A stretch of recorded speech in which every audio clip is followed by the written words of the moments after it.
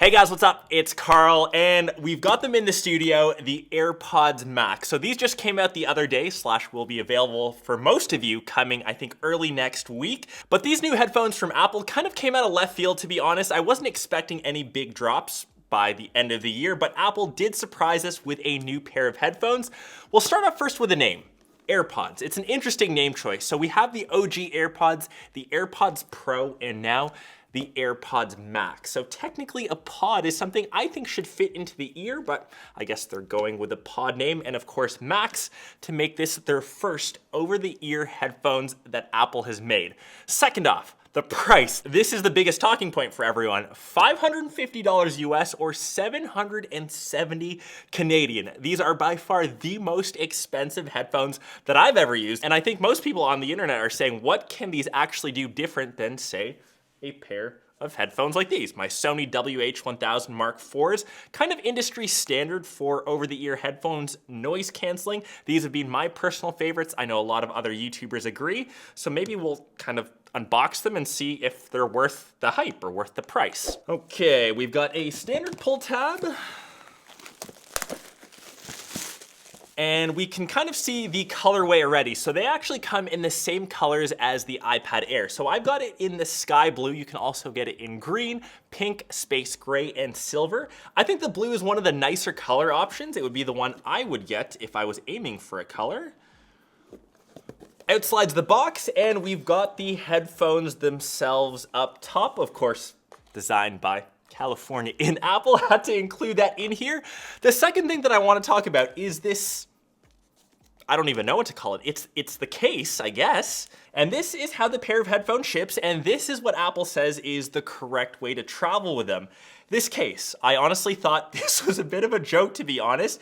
It looks like a bra, it looks like a purse. Every meme on the internet kind of confirms that. I'm almost speechless. I didn't think we would see something this ugly, to be honest. So it's an interesting design because this is technically the carrying or travel case. The pair of headphones themselves don't fold down or don't kind of compact into a smaller design. This is how you're supposed to hold them. And once the headphones slide in, there's this little magnetic latch up top, and once that's closed, technically now you're good to travel with these. And interestingly enough, for these headphones, they don't have an on or off button. The only way that they go on low power mode, or I guess to sleep, is if they're in this case. So there's some sort of mechanism that the headphones will know they're inside and they'll turn off. The weird part, if most people choose to use the headphones on their own, and say you're to lose this case, which I know I've lost a ton of travel cases in the past, now your headphones can't actually turn off. They'll eventually, I guess, run out of juice. I think you get around 20, 25 hours, but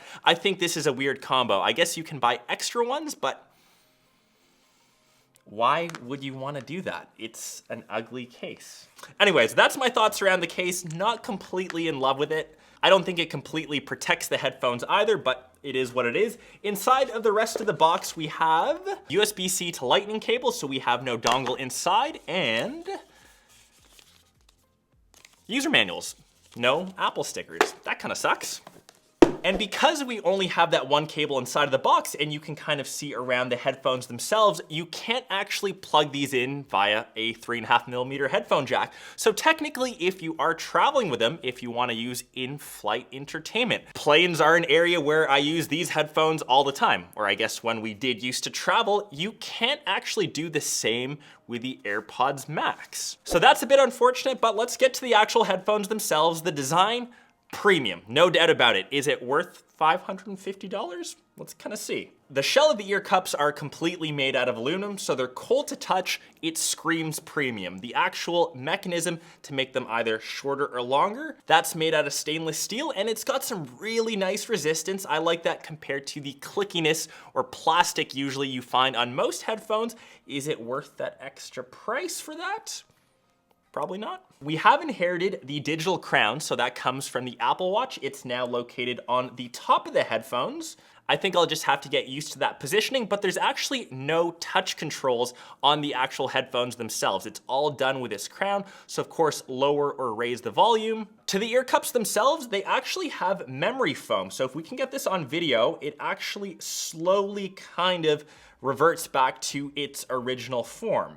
So these should technically be a lot comfier, and we do see L and R embossed on the insides to let you know which ear cup, or I guess which ear you should be matching that with. Another big thing that I think Apple did right is these are actually replaceable and just kind of click in via magnets. The area that wears out most on headphones in general is the actual ear cups. I think most people try to replace these after a year to two of constant use, that these do wear out, and that usually means people will have to buy a new set of headphones. Apple being Apple, you can actually swap these out for $69. So for $70, I'm sure that's around 100 Canadian. You can buy new ear cups. You can even mix and match the colors. Would you pay $70, Caden, for a new pair? For a new ear cup? I'd say for AirPods. You'd say, so you'd rather get a pair of AirPods than an ear cup. I mean, hey, that's a pretty valid question. I'm gonna do a little feel test now for the first time. I'm gonna stretch this over my head. Obviously, this is a really hard video for me to do because you actually cannot hear what I am hearing, but there's a ton of microphones going through these headphones, just like we found on the AirPods Pro. We've of course got active noise canceling. They've got the microphones that help you listen to external sound if you do wanna have these more passive. They are powered off of Apple's H1 chip. And actually furthermore to the design, so this headband is actually new and it's very different from most headbands that you see with traditional over-the-ear headphones. This is almost in a mesh material, so it should be a lot more breathable. Quickly, once again, I'm gonna bring over my favorites, and this is the typical design that we see, usually a leather headband. I've worn these now for the past year, and there's honestly no fatigue or no wear on the fake or faux leather here, so I'm not too sure the difference that this actual breathable band will feel. And just because it is made out of fabric, I am slightly worried if this does catch or tear somewhere. I'm a guy that rocks a bit of gel or material in my hair. I'm not too sure if gunk will collect in this. I guess time will tell how much I use this. Of course, I'll be testing this way more in depth. And I'll do a quick audio test. You do need iOS 14.3, so I've got the beta here. This is the toughest part of any audio test. You'll just have to take my, I guess, thoughts because you can't hear what I'm listening to. So they sound good. Really nice crisp bass, some decent mids. Do they sound amazing? Yeah, they do, but I don't know if there's a clear difference between either. Maybe I'm not listening to a good enough song. Maybe the audio quality isn't as good, but I'm honestly not too sure if it's worth dropping $550, and we can do that comparison for any Apple product. People say that Apple stuff is overpriced. If you take a look at, say, an iPad, $1,000, for example. You can do so many different things with an iPad. If you're an artist, if you're a graphic designer, if you are using that as a standalone device, it could be warranted. If you're paying $550 for a pair of headphones, you can listen to music. This technically has better battery life, 20 hours versus 30. I don't know. That's kind of just my initial impressions though. I'll be doing my full review. I'll kind of give these the thorough testing. I'll listen to them more as my daily set of headphones. I mean, there's no better way to flex on people than saying you can rock headphones of this price, so I'll be wearing these around the street. Hopefully I don't get robbed.